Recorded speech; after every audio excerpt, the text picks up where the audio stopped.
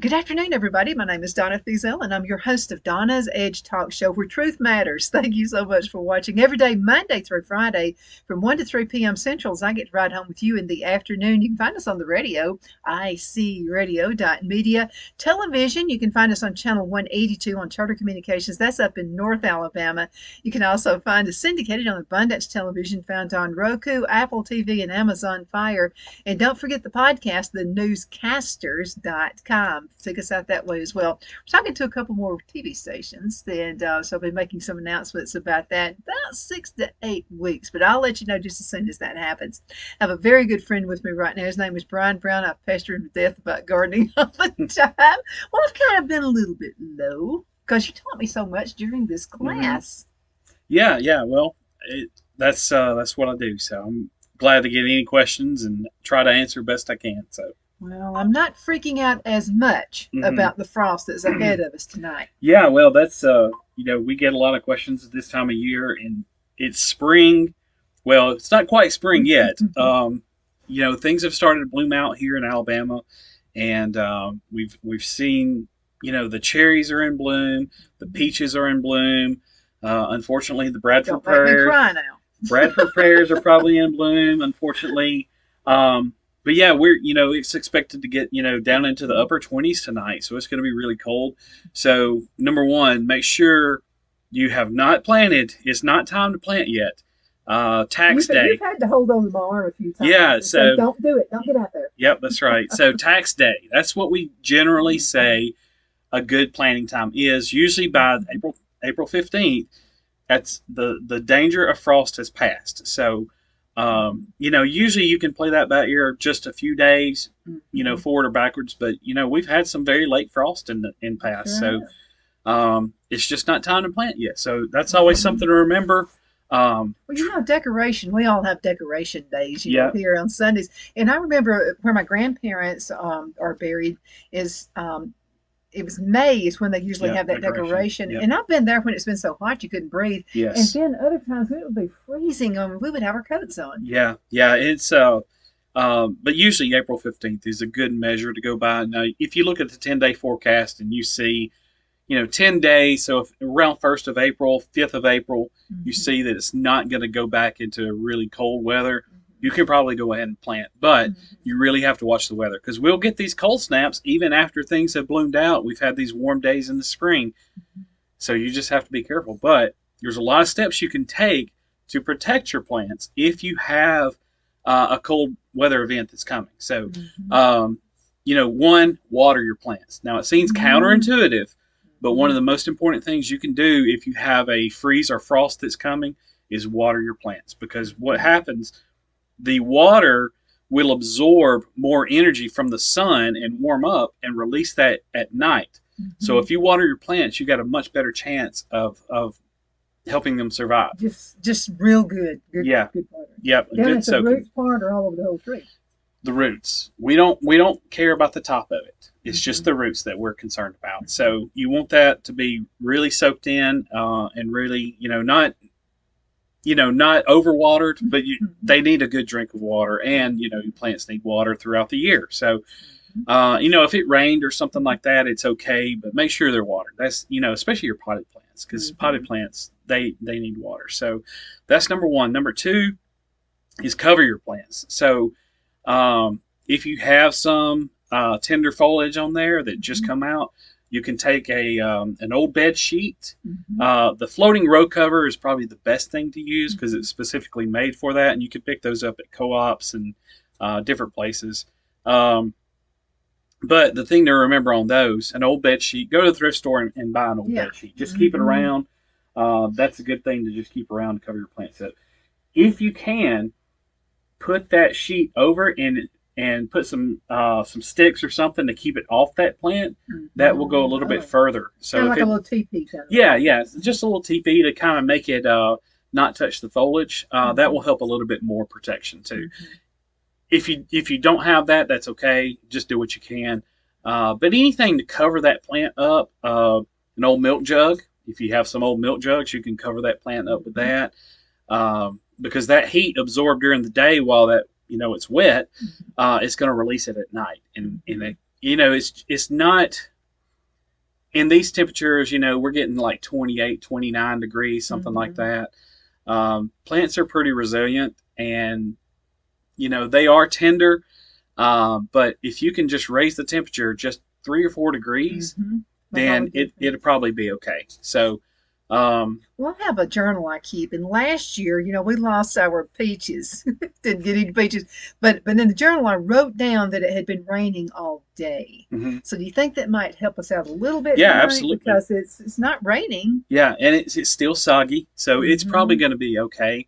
Mm-hmm. It like I said, the ground like today, it's actually dropping in temperature right now, Mm-hmm. but it's sunshine, so that Mm-hmm. energy from the sun is being absorbed by all the ground, and so it's going to release it tonight. So it Mm-hmm. probably will raise the temperature just a little bit, Mm-hmm. and and I've probably mentioned this on the show before, but I'm fascinated by water. Mm-hmm. Uh, or Well, its you're a properties. landscaper too. It's the properties of water Uh-huh. are really really interesting. Uh-huh. So, um, when we have deep freezes, especially these late freezes and strawberry weather, Mm-hmm. strawberry is strawberry picking season. Mm-hmm.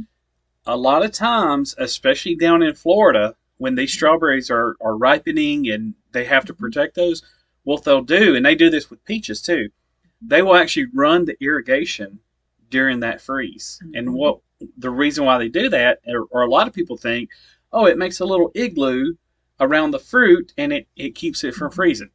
That's not what happens. I'm going to get real sciencey real real quick for just a second, but what happens is the process of freezing is an exothermic reaction. So if you go Mm-hmm. back to high school chemistry, exothermic means it gives off heat, Mm-hmm. right? Because you know you have to give off heat in order to freeze. So Mm-hmm. it's always putting off heat. So if you constantly water, you start above freezing, and Mm-hmm. there's a particular point based on your what's called wet bulb temperature. Mm-hmm. We won't get into that, but you start before it freezes and you water throughout the whole event until it gets back to that point again above freezing.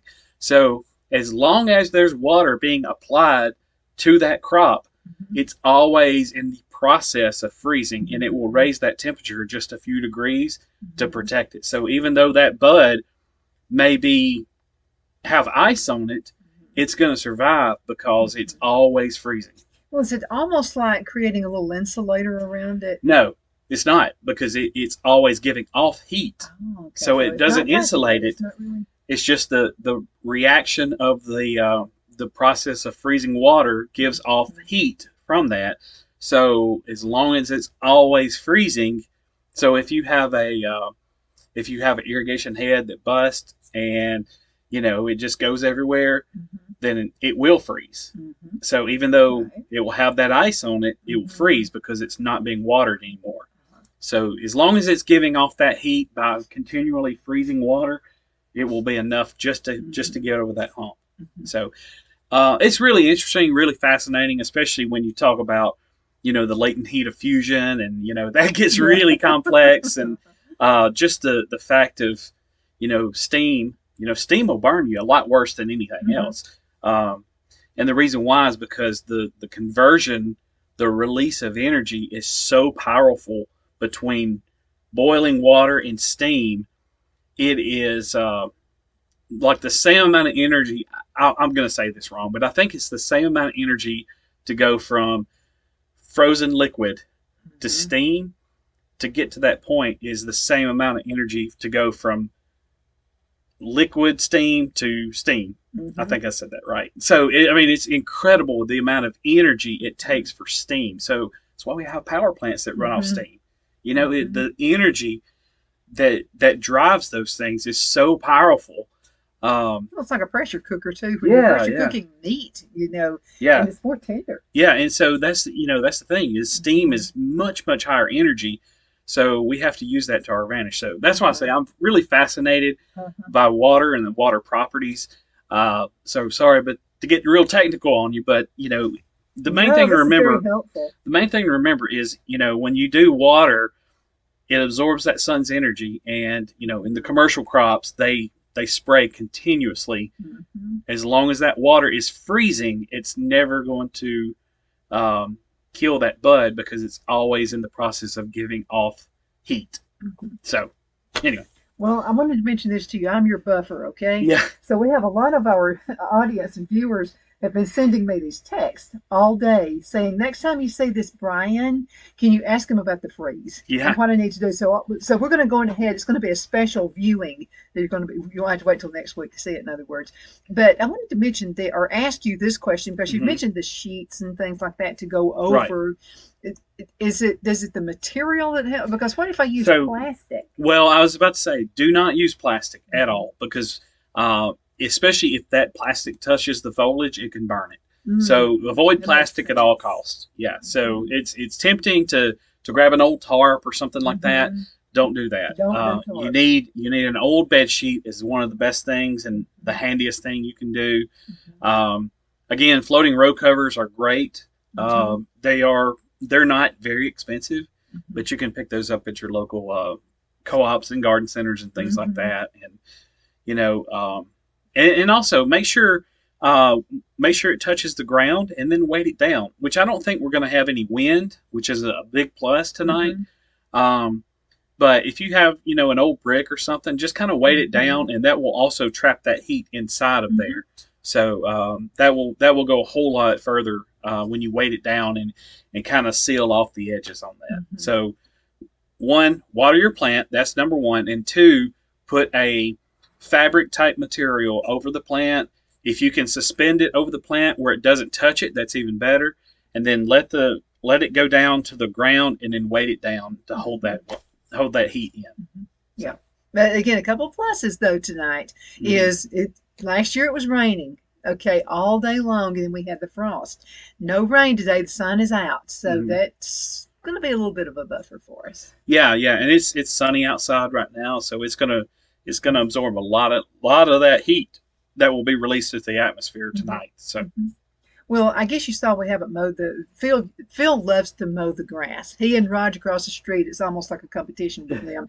But I have bees. And so there are dandelions out there, and I begged him not to cut the grass yet. I said, let's let the bees buzz around those dandelions. Can you let the grass grow too much, though, where it almost turns into seed? Is that am I being wise in saying this? Yeah, it will eventually. I mean, every plant will have a seed. So it just depends on what type of grass you want, if you let it go to seed or not. Grasses. Grass, I hate that. So the grasses right now that you're seeing are probably your rye grasses. Your this is just for like lawn grasses. Your fescues. Those are all winter type grasses. So like my yard, I have it's just a weedy fescue, and I hate it. I want to spray Roundup and kill it because I don't want to cut grass in the wintertime. I want to take a break for a while. Even though I enjoy cutting grass, I do want a break from it. So, but yeah, that's what you're seeing right now is some of the fescues and the ryes that are out there. So it just depends on what you want. Some people love fescue. It struggles. In North Alabama, it does better. You don't want to go any further south with fescue. Up in this part of the world, in DeKalb County and Jackson County, it's okay, but you have to manage it well. But usually around July, August, it starts struggling. It gets real thin, it gets spotty. People want to grow it in the shade, and this is just a tip: no grass will grow in the shade. You may try to grow spots of grass, and it may look okay. But there's really no true grass that's shade. What about moss?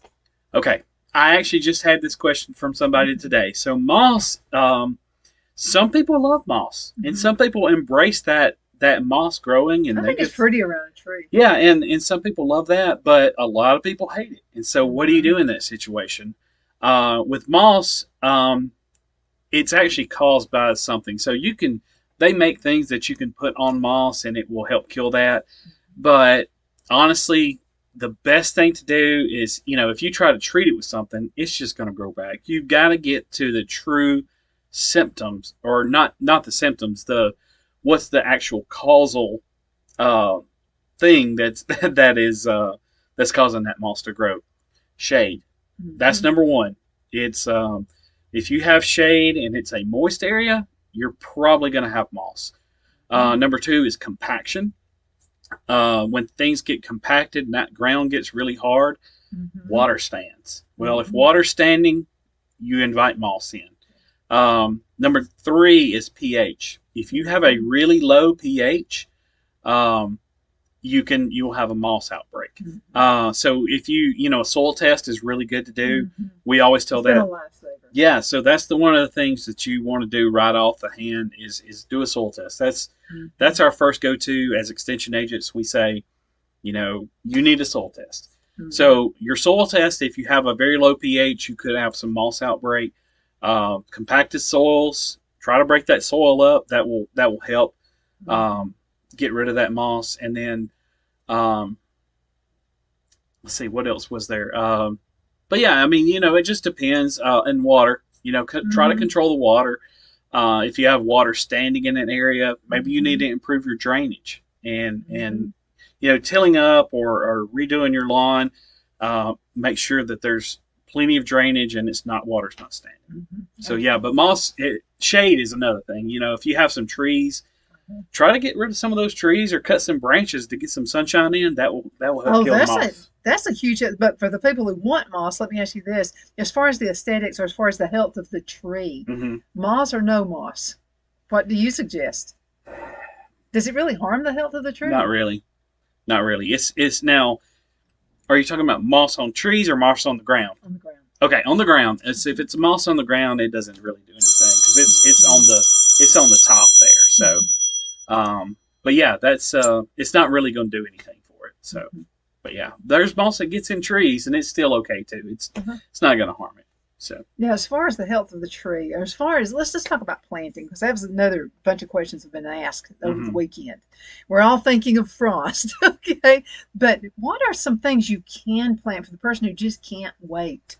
And I know you've watched my yard just to see if I was planting anything. I haven't, but I've got seeds and greenhouse. I'm ready. Well, there's actually several plants that you can do.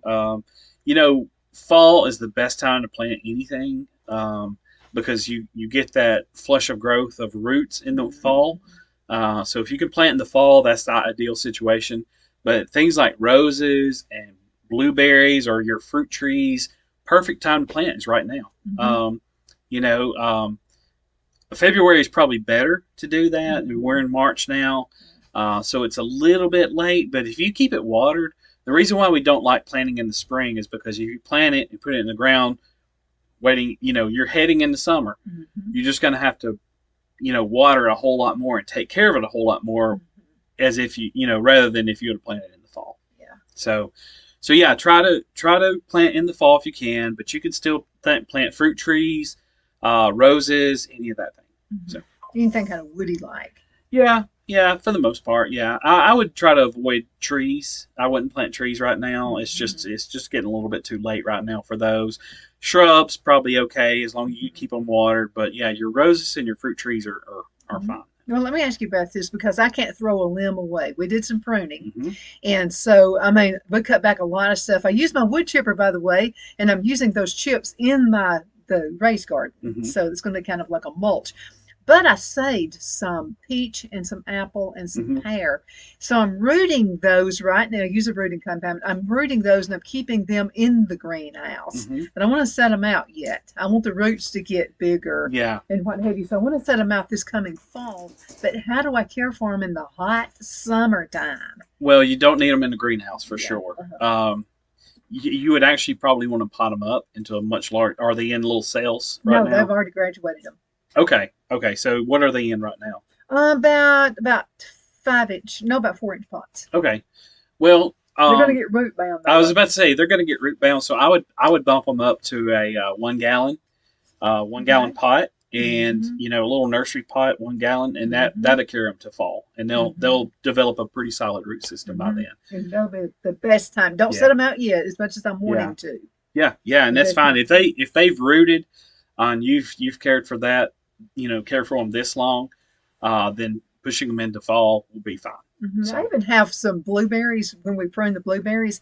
I actually have some blueberries in the greenhouse that are blooming now. Yep. Yeah, and blueberries, blueberries are very very easy to root. Sometimes you just stick them in the ground and I they'll know, grow. just and put it in there. Yeah. So but yeah, and blueberries, you know, prime time to prune them actually is February. Um, we've talked about pruning a lot. Most people are scared to do that on any plant. Don't be scared. It's okay. Because I'm just telling Especially, you, oh my goodness, yeah, we gave it a good haircut. All yeah, of these trees around here, yeah, Mother was following us around. You're killing it. You're killing it. yeah. But I'm already seeing like more blooms on the blueberries than I hmm saw last year. Yeah, yeah, and that's the thing. Blueberries really need on a rotation, about Yeah. a 3 year rotation. NC State, us as Mhm. Extension, we use a lot of other Mhm. states' Yeah. information because we all share information. Mhm. So we don't mind recommending another state if they have a Mhm. good quality publication. Mhm. But NC State has a really, really good video on blueberry pruning. So I always Mhm. recommend people just get on YouTube and look up the just go or Mhm. YouTube search NC State blueberry pruning, and that is outstanding Mhm. video. He goes into detail, tells you about the 3 year rotation, and the Mhm. reason why is because after about 3 years, the quality of the fruit goes down, and you'll have Mhm. like little bitty Yeah. blueberries, and it's just not as good. No, So they weren't as good. yeah. And I mean, like last year was terrible. hmm But of course the frost Well, hurt too. any of the bigger stuff, if it's bigger than 1 inch in diameter, you need to cut that down because Mhm. that new growth, it's going to be red, and that's a good way to tell. And as it Mhm. ages, it kind of turns more gray. So Mhm. get all that big stuff out of there.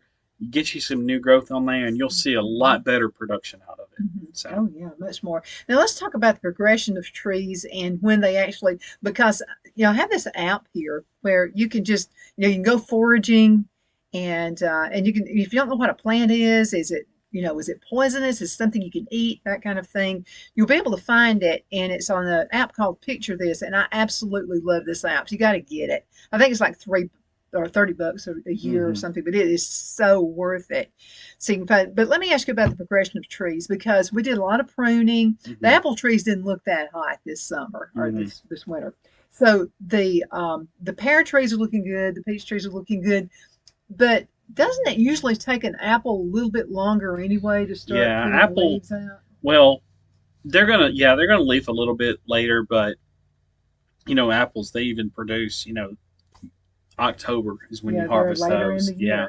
So, but yeah, as soon as they leaf out, I mean, um, yeah, they're going to be a little bit delayed, as they're not one of the early ones, but yeah, Hmm. they'll still going to be fine. So Yeah, because I noticed one of them, I was using Picture This, and it kept calling it an elm tree or a pecan yeah, tree or whatever. So now that it actually has leaves on it, it actually says it's the apple tree.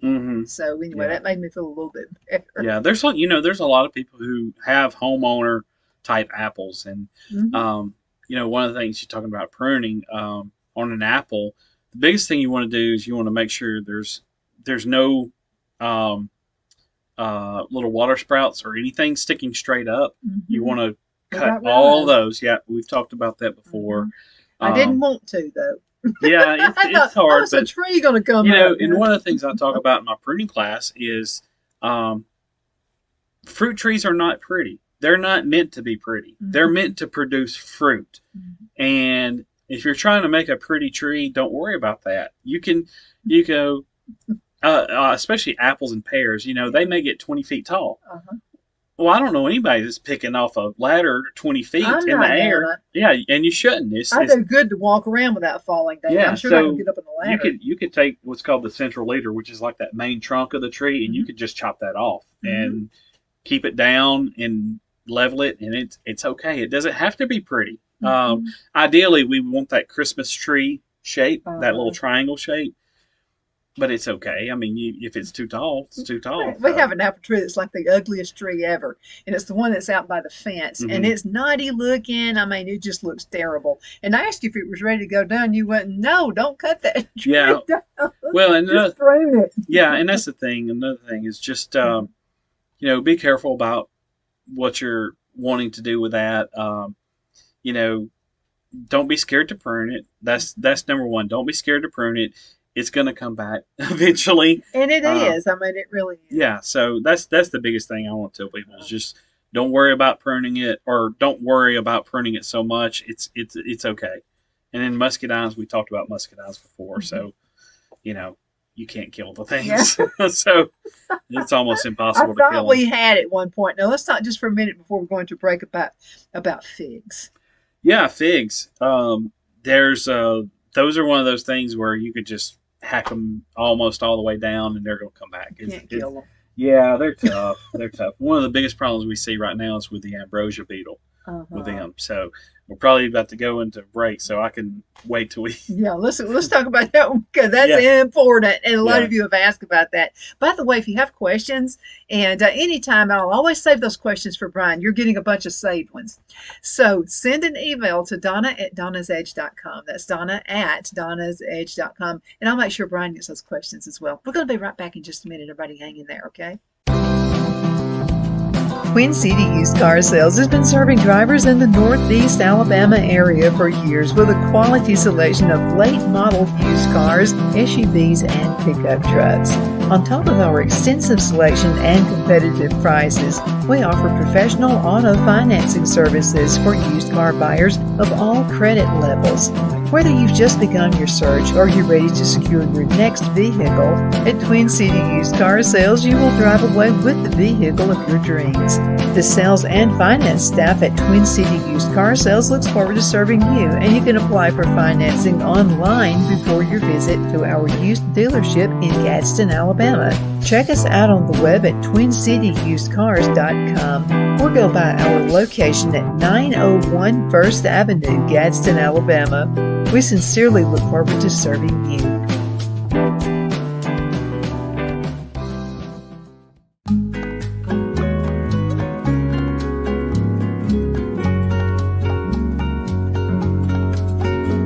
At Lamone's Mexican Restaurant, located in Henniger, Alabama, and voted Best Mexican Restaurant of DeKalb County, Alabama 2020, we're here to serve you with authentic Mexican cuisine. Order easily online by going to lamonsmex.com or call 256-657-3999 to place your order. We're open Sunday through Thursday 11 a.m. to 9 p.m. and Friday and Saturday 11 a.m. to 10 p.m. Whether you're celebrating a cozy date night for two or a celebration for a crowd, at Lamone's you'll love our atmosphere and friendly servers. Thank you for dining with Lamone's Mexican Restaurant.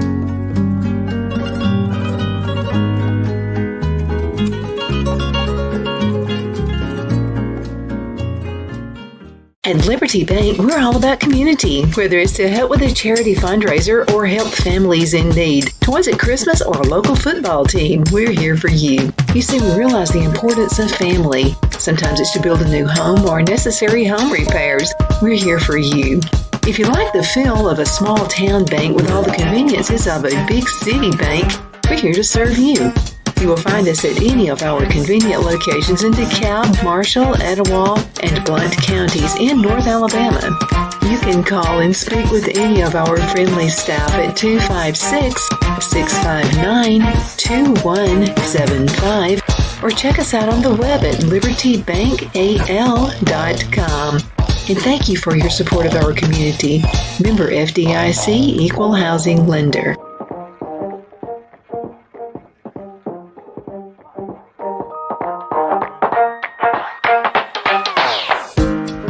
Jeff McCurdy of the McCurdy Law Firm has been a public service of this area for over 10 years.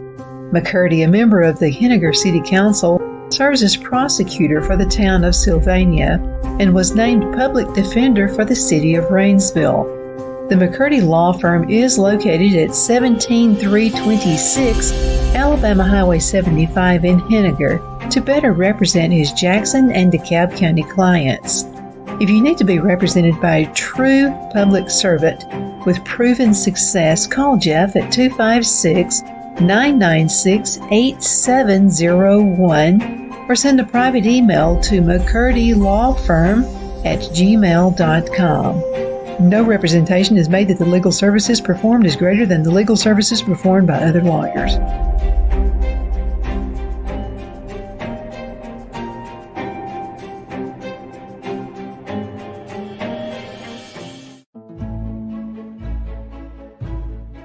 The Hatter Cafe and Country Inn is nestled in the northeast corner of Alabama the Beautiful in the delightful town of Mentone. We're located on top of scenic Lookout Mountain near Little River and DeSoto State Park and located only 5 minutes from shopping and restaurants. There is also a nearby community walking path and golf course. We welcome everyone through the doors and we are committed to outstanding service for all guests.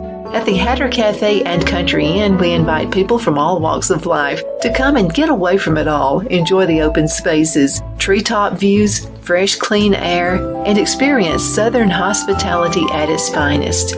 We look forward to hosting you. To reserve a special event, or if you would love a special getaway at the Country Inn, you can call us at 256-634-2018.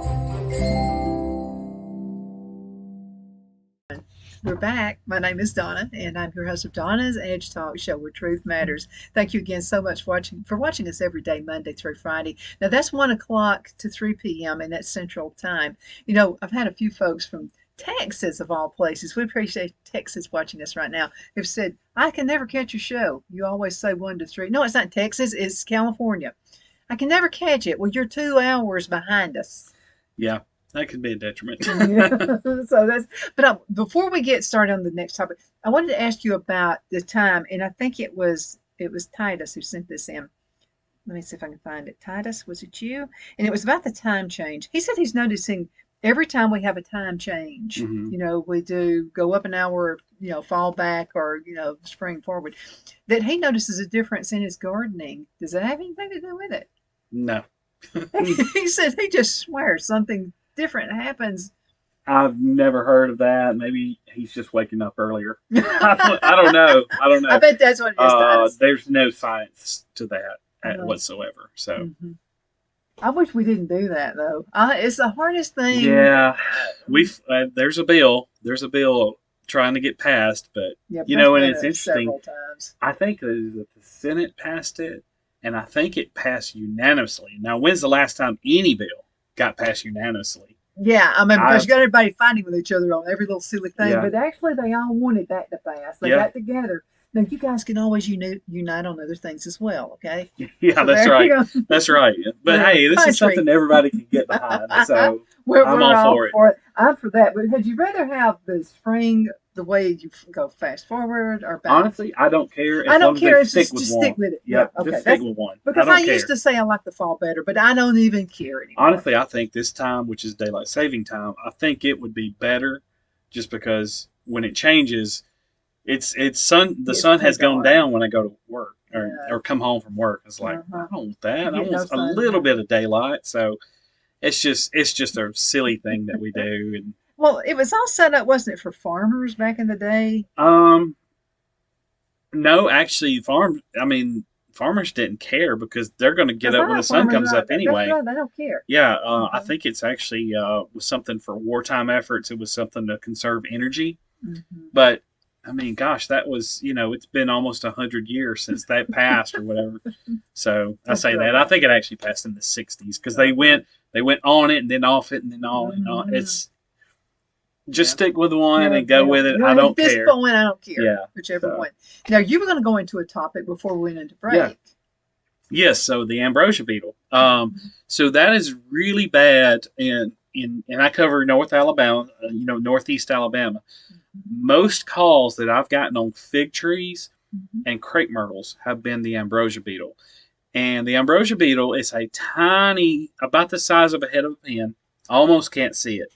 Tiny little insect. And what it does, it drills holes into the trunk of figs and crepe myrtle in particular. I don't know if it's just that's their preferred diet. I love steak. And if there's a steak over there, I'm going to go try to eat it. There's a fig over there for ambrosia beetle. They're going to go eat it. So the way you identify if you have ambrosia beetle or not, it looks like little toothpicks coming out of the trunk.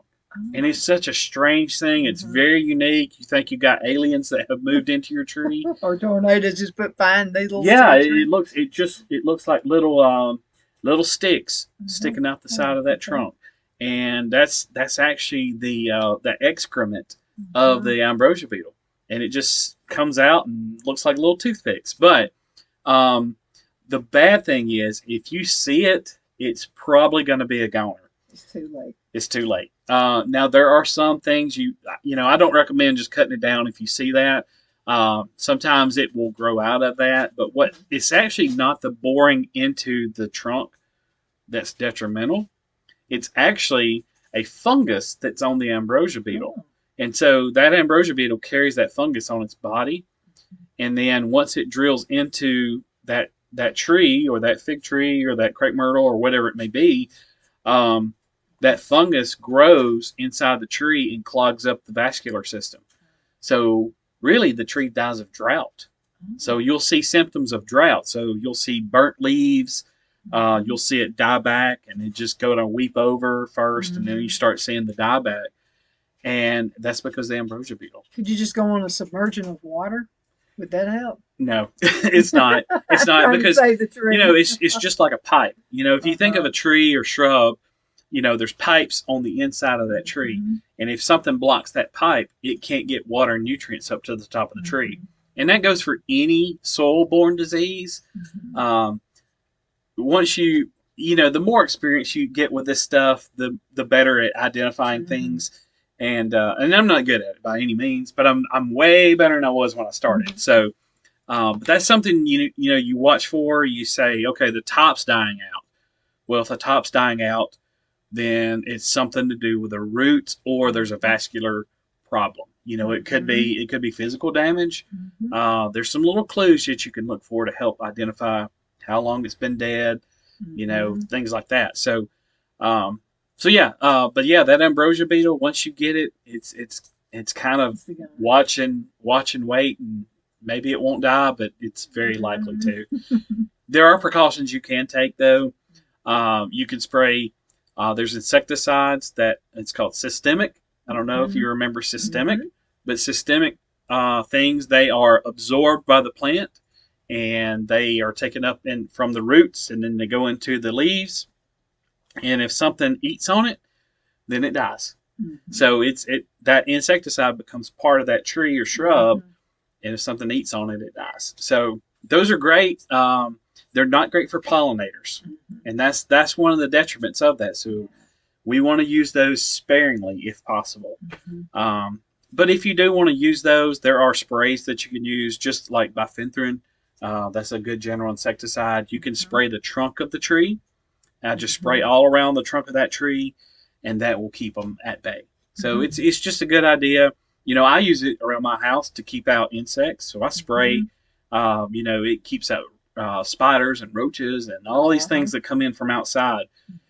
That insecticide will keep those things out.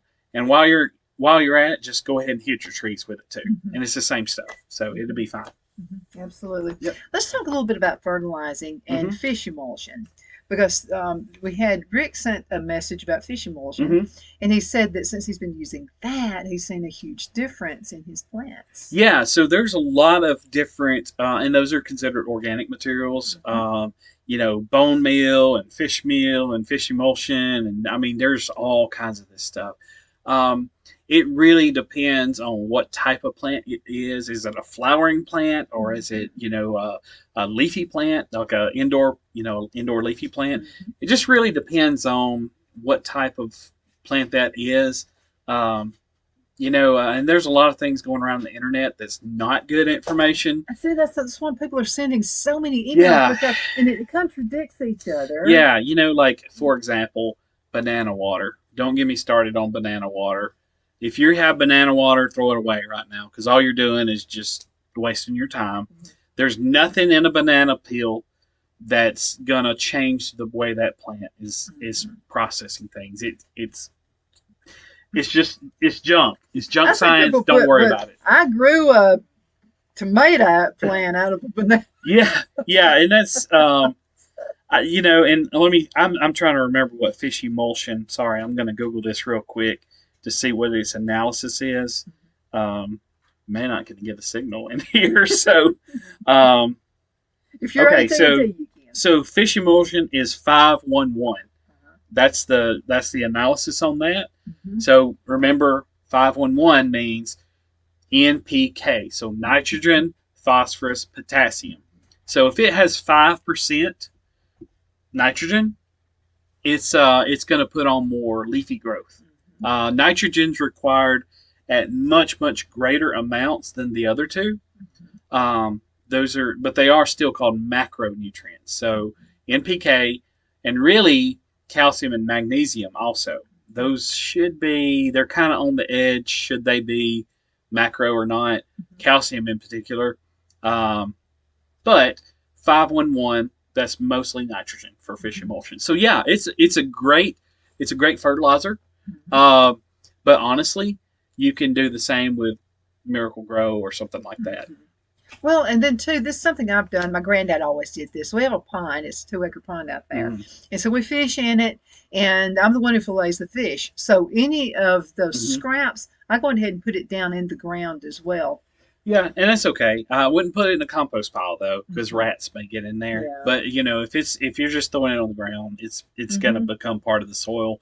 That's Speaking just of compost, I've got some beautiful compost. And remember, I told you that a couple of times we didn't turn it up. We didn't do it. Yep. And I said, does that mean we probably don't have worms? You said, you got worms. We got worms. Yes.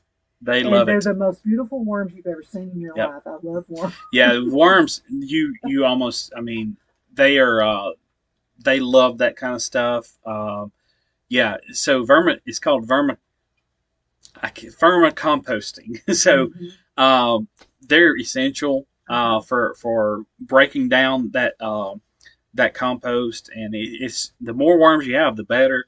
My dad's a worm farmer. Thing. I don't know if you do that or not, but my dad grows worms. To fish with, or to fish with, and he just gets entertainment out of it. He's an old soul, and I'm turning into your dad. He just likes to do fun stuff like that. Some of my friends in Charlotte go, "You like worms?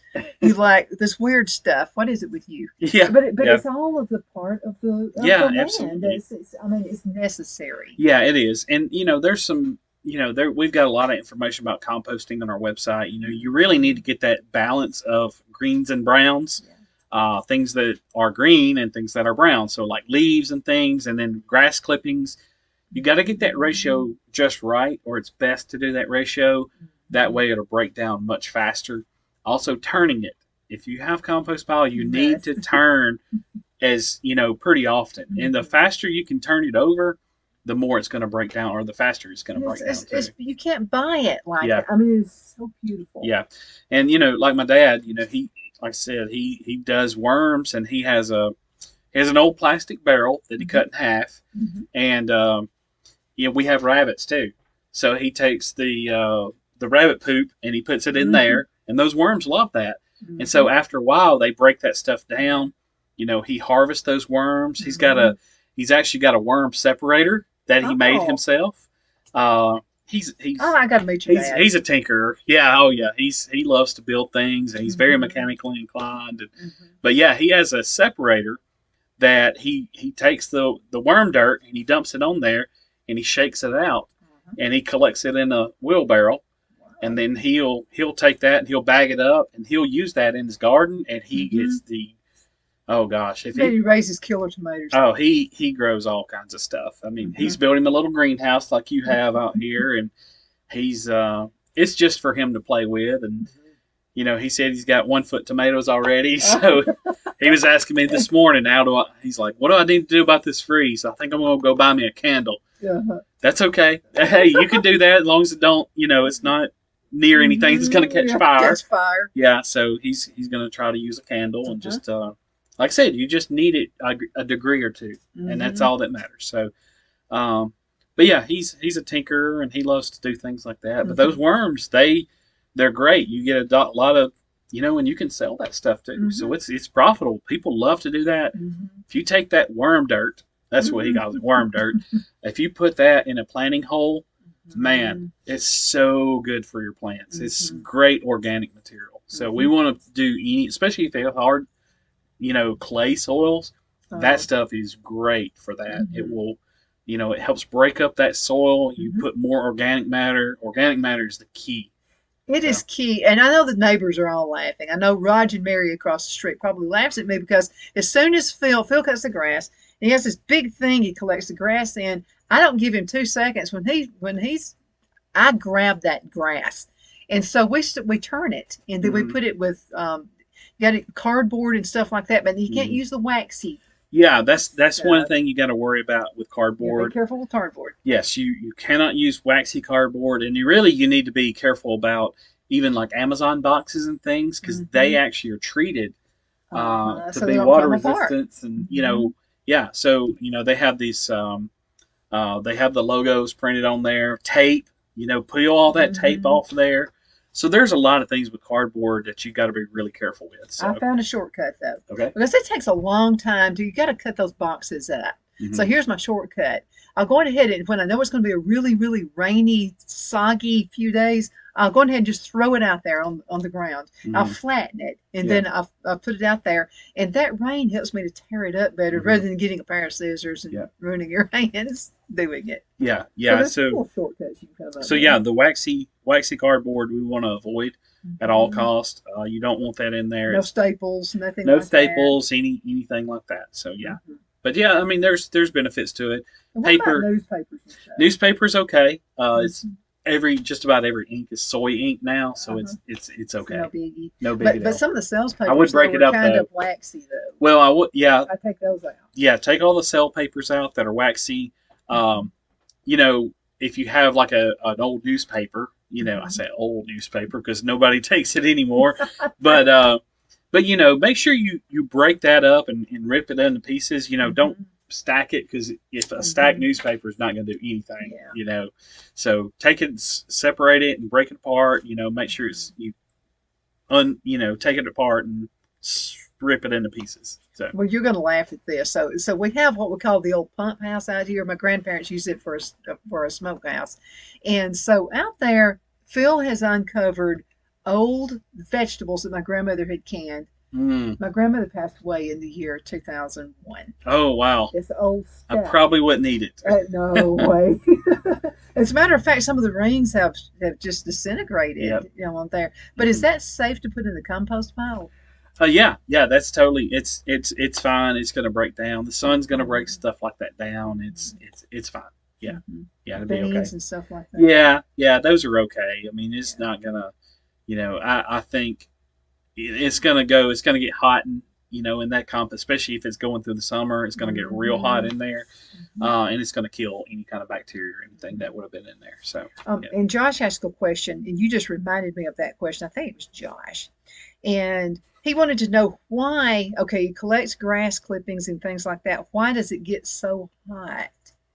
So Even in the summer, I mean, even in the wintertime, he said. the grass clippings, Uh-huh. yeah, in a compost pile. Hmm. Yeah, so really, those plant cells are still, it's probably a combination of things.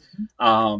The bacteria that's breaking it down. Because it is hot. I felt it. Yeah. So that bacteria breaking it down is generating heat. Hmm. The plant's still respiring, even though uh, the cells are still respiring. So even like if you make a cut on a leaf, that one leaf, even though it's cut in half, Hmm. those cells are still Hmm. responding. So they do that a lot in propagation. They Uh-huh. will they'll take a leaf, if it's a larger leaf, and they'll cut it in half. Hmm. So you throw the other leaf away, but the part that's connected to the Uh-huh. stem, it's still going to respire. So Hmm. that's part of it too, and just the Hmm. breakdown chemically and the bacteria breaking that down is going Hmm. to create heat. So I wanted to ask you a question too because I love lavender, so I actually took 120 of those little cuttings, and I thought, well, if 5 or 10 of them come up, I'm going to just hmm be happy. yeah, Well, all 120 of them came up. I don't know what I green did to do thumb. it. No, I don't know. I think I accidentally did something right. I'm not sure what it was.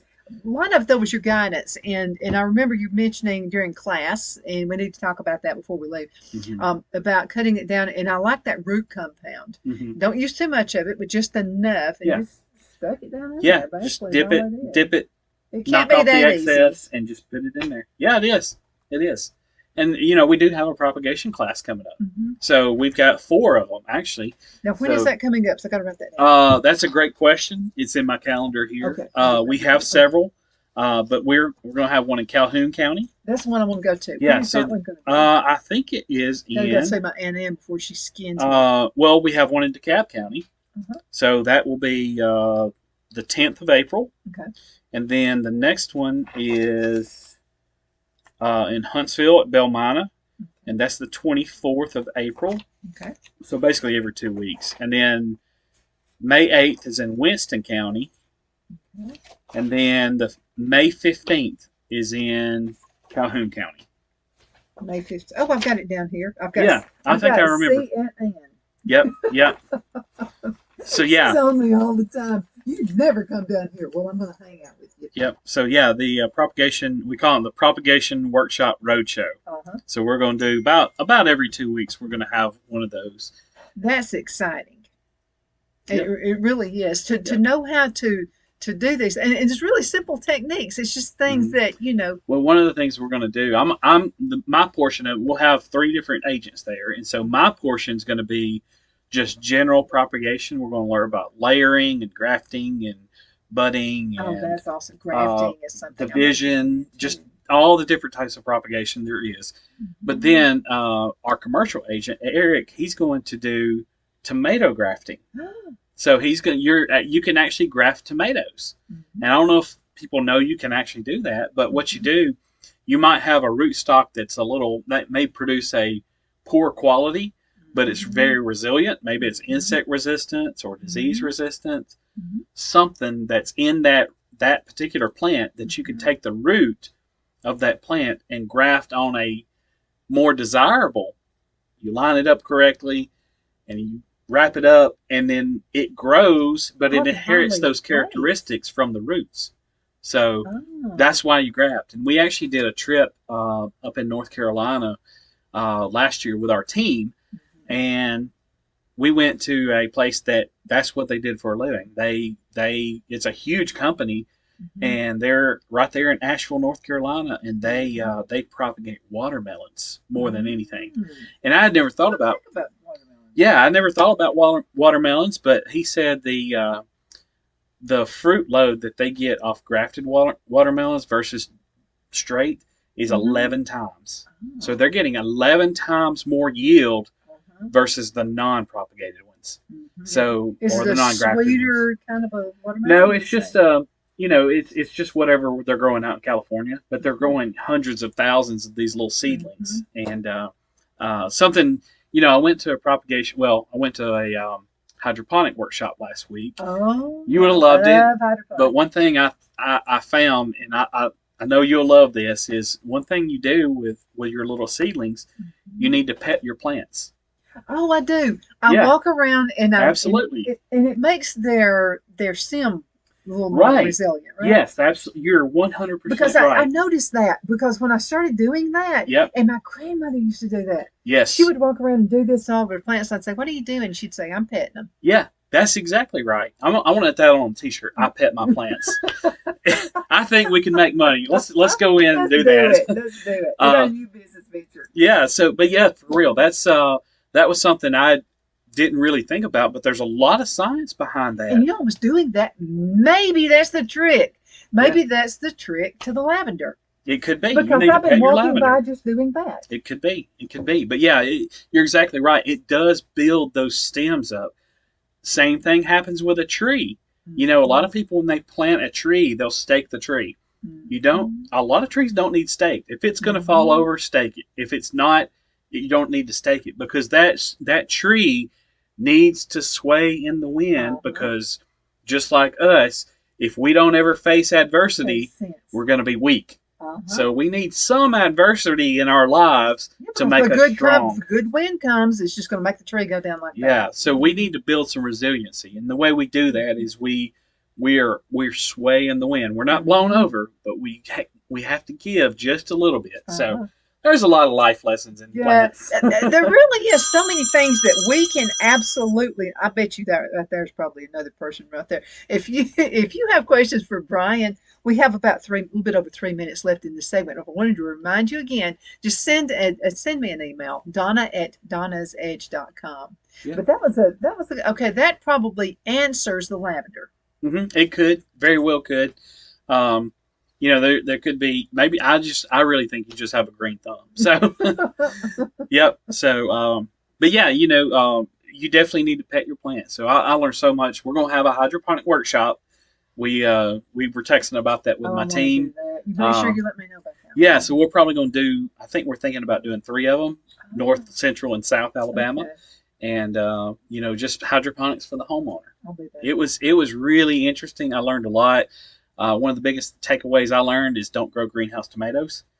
Way too much effort. They are way too much effort, and it's just not economically feasible. You can grow them out in your yard way Yeah. way better than you can Mhm. in a greenhouse. And that's what we've always done too. Now I use the hydroponics just for the seed. Hmm. And so let me ask you if I'm doing this right. So I get a paper towel, and so I'll just put seeds. I don't put them together because they don't grow well together. They fight. So they Hmm. fight for all that. For all that, I let them sprout just a little bit, Hmm. and then I go on ahead and put them in the hydroponics and let them get up about 3 inches tall. Then I put them in a pot. Yeah, that's Then fine. so the pot's just right now full, but I can't wait to get them in the ground. So. Yeah, yeah, and most of the time, if you're, a lot of things people use and they consider hydroponics, they think about the channels, that's running water constantly. Hmm. Yes, that's hydroponics, but actually, honestly, there's a lot of other kind of hydroponics, like the greenhouse tomatoes I was talking about. Hmm.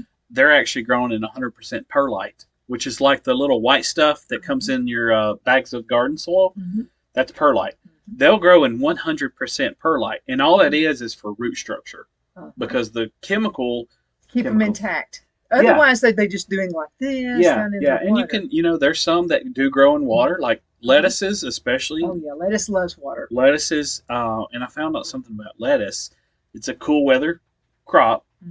It's not the top that needs to be. The top can live in. They said it gets 120 degrees in their greenhouse down in Uh-huh. Florida, but their roots are about 60 degrees. Hmm. So as long as they keep those roots about 60 to 70 degrees, Hmm. they produce lettuce just And constantly. I get the biggest roots. Yeah. So I have to be it's careful because the it can roots like, cool. yeah. I mean, because in the hydroponics, those roots are so big and so thick. Hmm. Sometimes I have to take them out and trim them. Yeah. I mean, I give them a haircut now. Yeah. Yeah. So okay, less than a minute left in this segment. What do you want to tell everybody before you go? Yeah, so if you have any questions, feel free to contact me. You can find my information at aces.edu, ACES, Mhm. which stands for Alabama Cooperative Extension System, .edu. And we do have a lot of classes being offered. If you're not in this area, check, look it up on Google and try to find your local extension office. There's a lot of great resources out there. A lot of our classes are free. Some of them are a Mhm. small charge, and that's just to help us cover some of the cost of things. But But I'm begging there's you to go to the Master Gardeners class. yeah, the You Master gotta Gardener do that. class we'll have that coming up this fall. Mhm. So we'll have another class coming up.